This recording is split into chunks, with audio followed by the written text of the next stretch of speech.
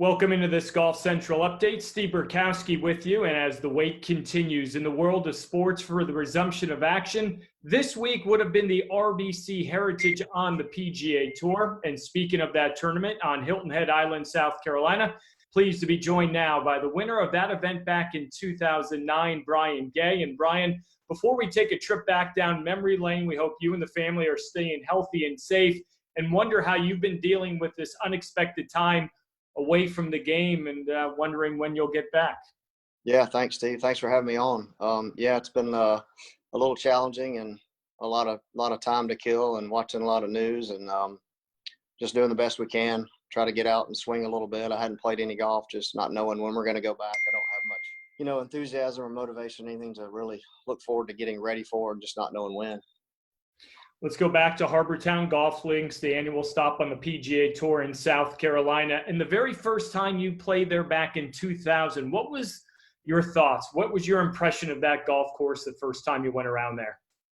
I loved it from the beginning. I'd heard great things about it, had never played there beforehand. And, of course, you had always told me you had been there, and you said this course is perfect for you. You're going to win there. And so, yeah, I loved it from the get-go, but didn't have great results early. Yeah, you had made 9 prior starts before the 2009 event. You missed the cut 6 times. You had just 1 top 10 finish. Why do you think you had struggled to have any success there those first 9 or 10 years? Well, I don't know if I can remember that long ago, but I probably just expectations, and just maybe knowing I should play well there and put too much pressure on myself is probably part of it. And then the fact of just learning how to kind of get around there, and just the experience of going around the golf course. Yeah, well, I had that sense in the 90s when I first saw it that place was made for you. But now let's go to 2009. What happened early in that week leading up to the tournament's opening round on Thursday that was something maybe you had never experienced before? Yeah, well, I said this, back then in some interviews, and for whatever reason that week I was really focused and locked in early in the week. And, on the Wednesday Pro-Am, you're usually talking to your AMs and just hanging out. You're kind of going through the motions. You're not really focused on necessarily playing well or shooting a score. And for whatever reason, I was super locked in all day Wednesday. It was almost like it was a tournament round, and I just kind of kept that going all week. How were you able to maintain that those first 3 days, knowing that was maybe atypical to have those type of feelings on a Wednesday in a Pro-Am? Yeah, I don't know. It's hard to explain. I don't know if I've ever had that before, where I was just super locked in, and obviously that had something to do with how well I performed. And then, kind of once you are playing good and the tournament's going, you're going to it's easier to stay in that mode.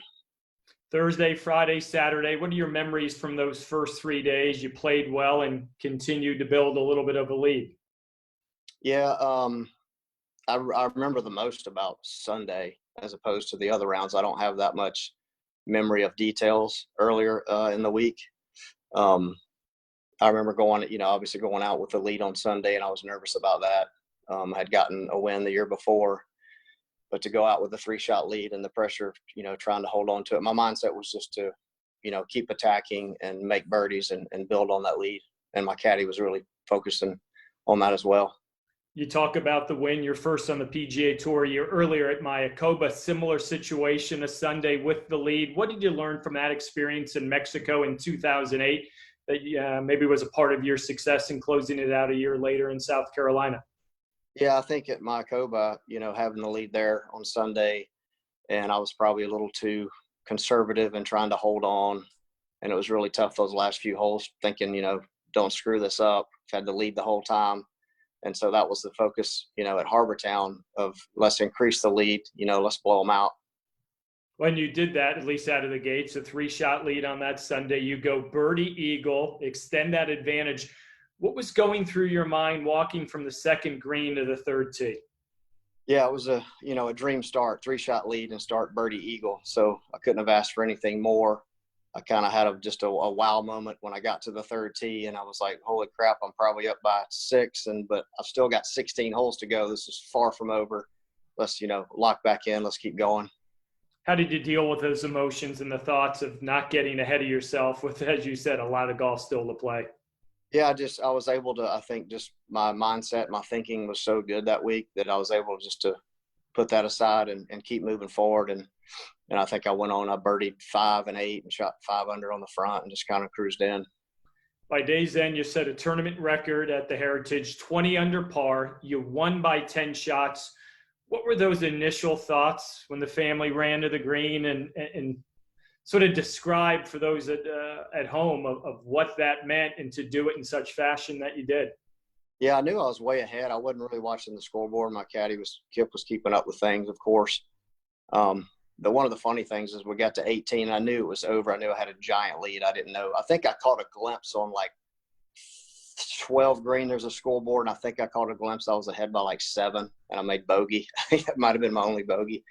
But we get to 18 tee, and I was, of course, hit a driver, and I think it was downwind, and it can get pinch in up there down the right side, and he made me hit 3-wood, and I half popped it up, and I had like 200 yards into the green, but I knocked it on the green and made a par. But back to the ending, it's funny because we had a number of family there, and then unbeknownst to me, my wife Kimberly had a bunch of people come in, but didn't tell me, so they were all kind of hiding throughout the day, and I didn't really see too many of them until the end. And then there were 30 or 40 family members and friends there at the end, so it was pretty cool.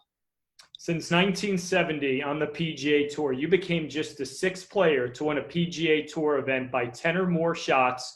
A couple of those names on that list: Tiger Woods, Phil Mickelson. The other 5 are all major champions. What does it mean to be part of such an elite company there? Yeah, that's pretty cool. Hard to believe. I still wonder how in the world I did that, to play that well for 4 days and beat the field by 10 shots. It's pretty good company to be in. Brian, you also led the field that week in strokes gained putting, strokes gained tee to green, scrambling, and proximity to the hole. How close have you ever been to that quote-unquote zone since that week in Hilton Head 11 years ago? Yeah, unfortunately, probably not that close. I mean, to be able to do that and beat the field by 10 was amazing. And just fast forward a few weeks after that in Memphis, and I was obviously still playing well. It was pretty close to Hilton Head still. And because I'd won by 10, I think it helped me, even though I didn't feel like I was playing as well as Hilton Head, to still pull out a 5-shot victory there. But I don't know exactly where I was in the strokes game that week, but how close it was.